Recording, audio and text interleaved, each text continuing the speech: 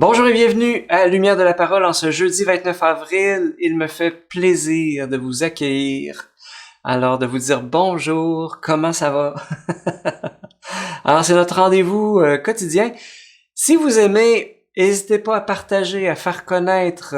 Nous, ça aide beaucoup notre ministère, mais surtout, il y a des gens qui peut-être auront besoin de cette parole aujourd'hui. Alors, mettons-nous à l'écoute de la parole de Dieu dans les Actes des Apôtres. Quittant l'île de Chypre pour l'Asie mineure, Paul et ceux qui l'accompagnaient s'embarquèrent à Paphos et arrivèrent à Pergé, en Pamphylie. Mais Jean-Marc les abandonna pour s'en retourner à Jérusalem. Quant à eux, ils poursuivirent leur voyage au-delà de Pergé et arrivèrent à Antioche de Pisidie. Le jour du sabbat, ils entrèrent à la synagogue et prirent place.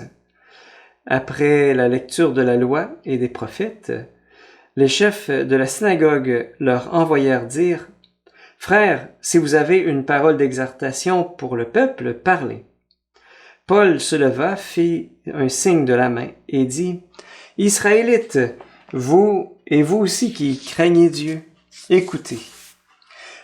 Le Dieu de ce peuple, le Dieu d'Israël, a choisi nos pères.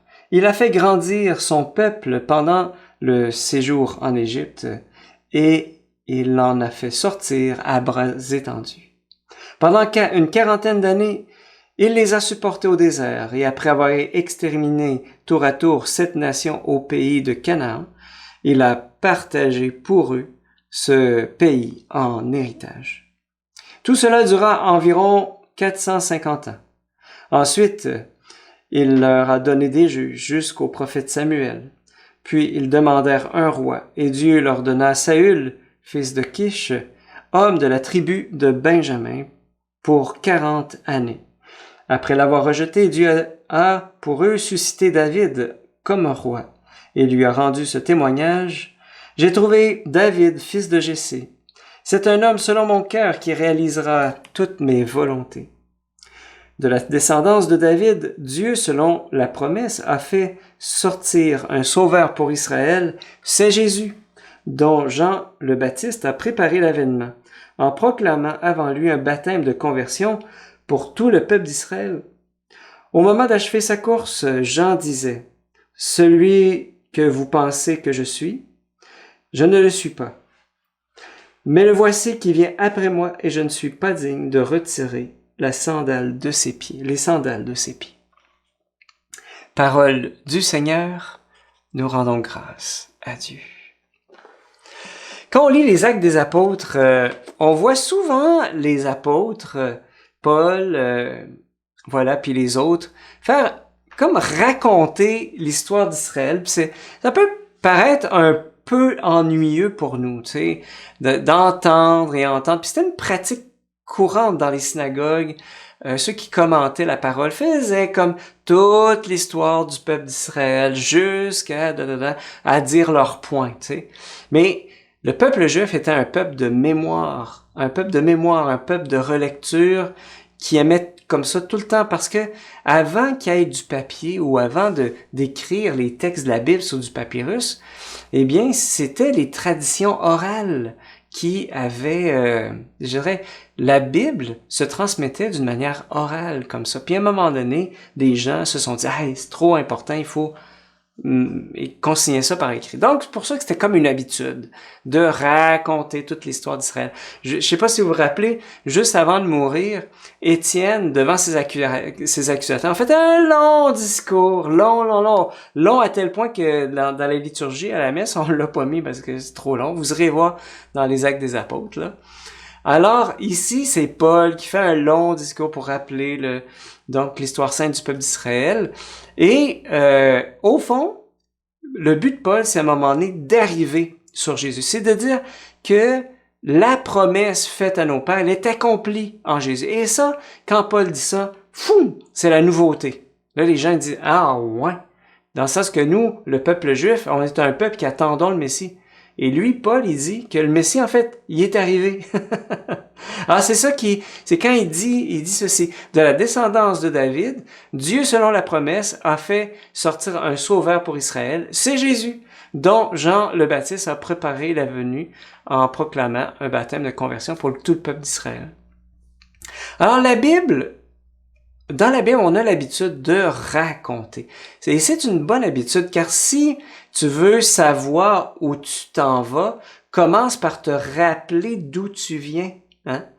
Et on appelle ça, au fond, la relecture. C'est relire sa propre histoire à la lumière de la parole de Dieu. T'as-tu déjà fait ça? Moi, j'aime tellement ça, écouter des témoignages de vie, parce que des gens nous racontent comment ils ont rencontré Dieu, qu'est-ce que Dieu a fait dans leur vie. Parce qu'à ce moment-là, moi, ça fait toujours brûler mon cœur, tu sais. Puis c'est presque comme écouter la parole de Dieu. Puis, et quand on entend au fond un récit, eh bien, on est en mesure comme de voir, de goûter ce que Dieu a fait dans une vie. C'est un peu ça la Bible. Et je te pose la question, as-tu déjà écrit ton histoire?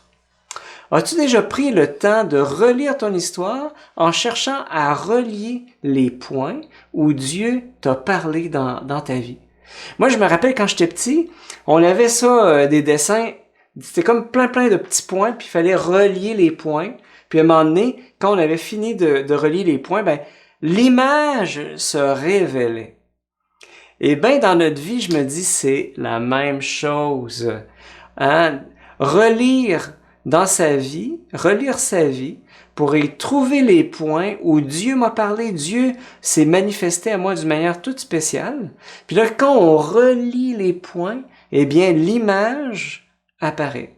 L'image, c'est quoi? C'est peut-être ma mission, c'est peut-être ma vocation, c'est peut-être je sais pas, ce à quoi c'est ce que je suis appelé à faire. Puis ça, c'est unique à chacun. C'est quoi ta mission?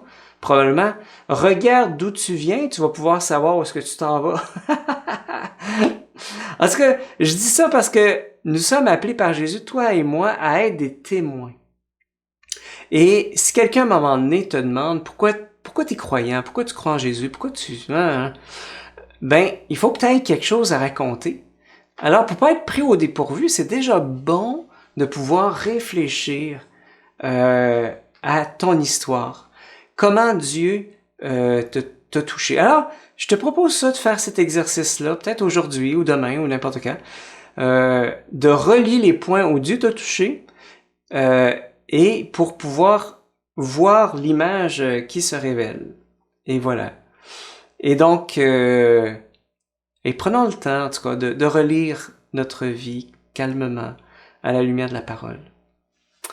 Et je demande au Seigneur de te bénir au nom du Père, du Fils et du Saint-Esprit.